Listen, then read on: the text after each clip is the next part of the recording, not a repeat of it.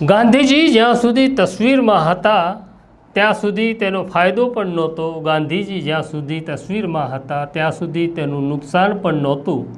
પણ ગાંધીજી નોટ ઉપર આવી ગયા અને થઈ છે બવાલ.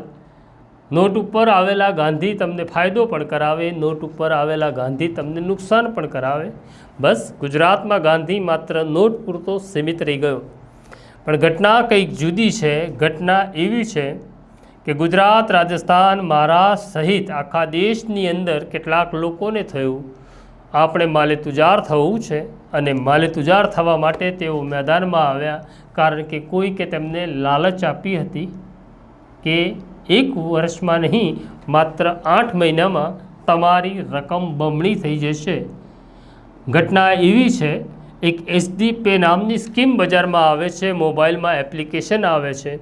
લોકો તેમાં પૈસા નાખવા લાગ્યા, લોકો કમાવા લાગ્યા અને હવે આ SD પે નામની કંપનીના માલિક ધવલ પટેલ રફુચક્કર થઈ ગયા છે, ઉડી ગયા છે.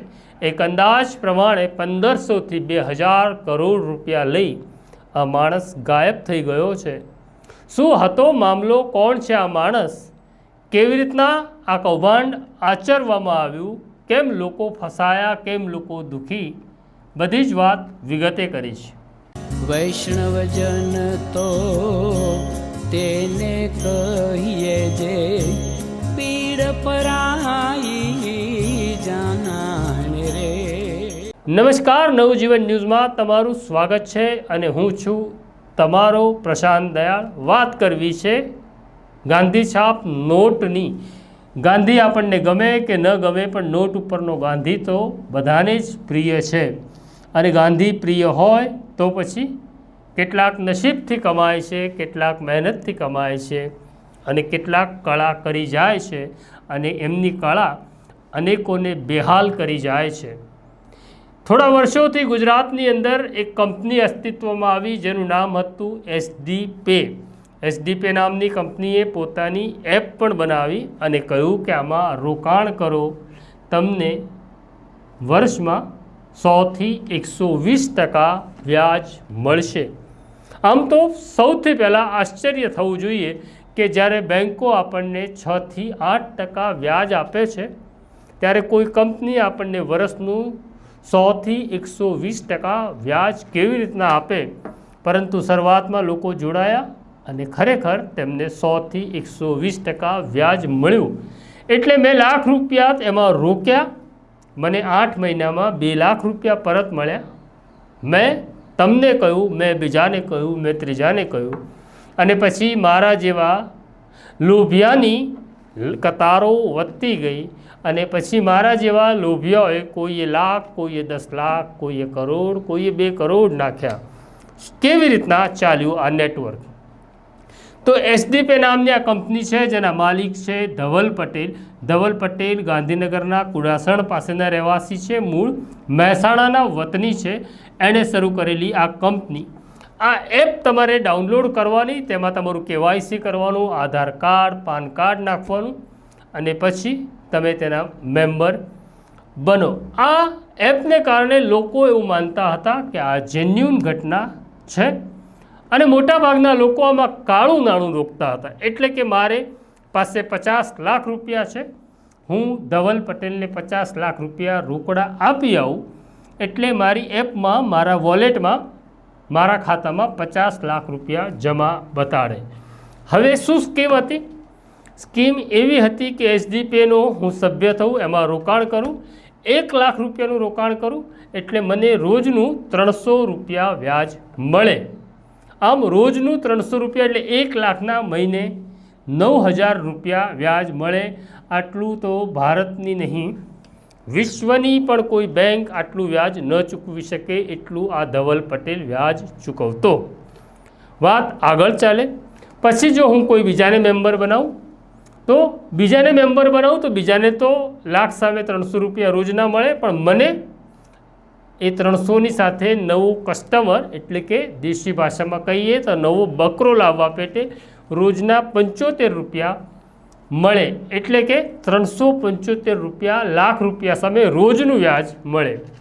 હવે મેં કોઈ બકરોને બકરો બનાવ્યો, એ બકરાએ બીજાને બકરો બનાવ્યો, તો એ બીજો જે બકરો તૈયાર થયો છે એના 55 રૂપિયા મળે, એટલે કે 375 વત્તા 55 રૂપિયા રોજ મને મળે. હવે જે બીજો બકરો બન્યો છે એણે ત્રીજો બકરો બનાવ્યો, ત્રીજા બકરો બનતા મને 375 વત્તા 55 વત્તા 35 રૂપિયા રોજ મળવા લાગે. આ લોભામણી વાત હતી. કોઈને પણ મન થઈ જાય કે લાવ કમાઈ લઉં, અને પછી માત્ર ગુજરાતના જ નહીં દેશભરના લોકો આમાં જોડાવા લાગ્યા. આ એપથી ફોન પણ રિચાર્જ થતો હતો, ગેસ અને લાઇટ બિલ પણ ભરાઈ શકાતું હતું, એટલે લોકોને લાગ્યું બધું જ કાયદેસર છે. વાત આગળ ચાલતી ગઈ, કરોડો રૂપિયા આવતા ગયા, અને એપ્રિલ મહિના પછી આ એપમાં બેલેન્સ દેખાય છે, કોઈ વિડ્રો કરી શકતું નથી. ઘણા બધા હજારો લોકો એવા છે કે જેમના ખાતામાં 5 લાખ પણ બતાડે છે, કરોડ પણ બતાડે છે, 2 કરોડ બતાડે છે, પણ પૈસા પાછા નીકળતા નથી. ધવલ પટેલ ક્યાં છે કોઈને ખબર નથી. જેમણે પૈસા રોક્યા છે એ બધા જ હવે ધવલ પટેલને શોધે છે, પણ ધવલ પટેલ મળતા નથી. ધવલ પટેલ ભૂગર્ભમાં છે, પરંતુ એમના 2 સાગરીત છે જેનું નામ છે ભરત પટેલ અને પંકજ પટેલ. એ કહે છે પોલીસ પાસે જશો નહીં, મામલો બગડી જશે, અમે બધાને પૈસા પાછા આપીશું. ધવલ પટેલ રોજ ઝૂમ મિટિંગ કરે છે, પણ ઝૂમ મિટિંગ કેવી રીતના કરે છે તો સ્ક્રીન ઉપર માત્ર SDP નું બોર્ડ દેખાય છે અને ધવલ પટેલનો અવાજ આવે છે. ધવલ પટેલ ખાતરી આપે છે કે રિઝર્વ બેન્કે મારા એકાઉન્ટ ફ્રીઝ કર્યા છે, માટે હું તમને પૈસા ચૂકવી શકતો નથી. ધવલ પટેલનું કહેવું એવું છે કે હવે આ મારી SDP મેં પૂનાની એક કંપનીને વેચી દીધી છે. પૂનાની કંપનીનું નામ છે અપના પે. આમાં કેટલું સાચું કેટલું ખોટું આ દાવાઓ અમે કરતા નથી, પરંતુ હવે આ મામલે ગુજરાત CID ક્રાઇમ બ્રાન્ચનો ઇકોનોમિક સેલ હરકતમાં આવ્યો છે, કારણ કે રોકાણકારો છે એ પહોંચ્યા છે CID ક્રાઇમ બ્રાન્ચ પાસે કે SDPમાં અમારા કરોડો રૂપિયા સલવાયા છે. ક્રાઇમ બ્રાન્ચે કહ્યું છે કે જો તમે આમાં ફસાયેલા હો, તમે ભરાયેલા હો, તો ગુજરાત CID ક્રાઇમ બ્રાન્ચના ઇકોનોમિક સેલનો સંપર્ક કરો, તમારી ફરિયાદ આપો, પોલીસનું કામ કરશે. અત્યારે ધવલ પટેલ લાપતા છે, ફોન સ્વિચ ઓફ છે, પણ ભરત પટેલ અને પંકજ પટેલ બધાને આશ્વાસન આપે છે પૈસા આવશે, પાછા મળશે. કોને મળશે, ક્યારે મળશે તેની અમને ખબર નથી, પણ જો તમે SDPમાં ફસાયા છો તો પોલીસનો સંપર્ક જરૂરથી કરજો. આ અંગે તમારે શું કહેવું છે? તમારી પાસે પણ કોઈ વિગત હોય SDPને લઈને તો કોમેન્ટ બોક્સમાં લખજો. અમારી સાથે જોડાયેલા રહેજો.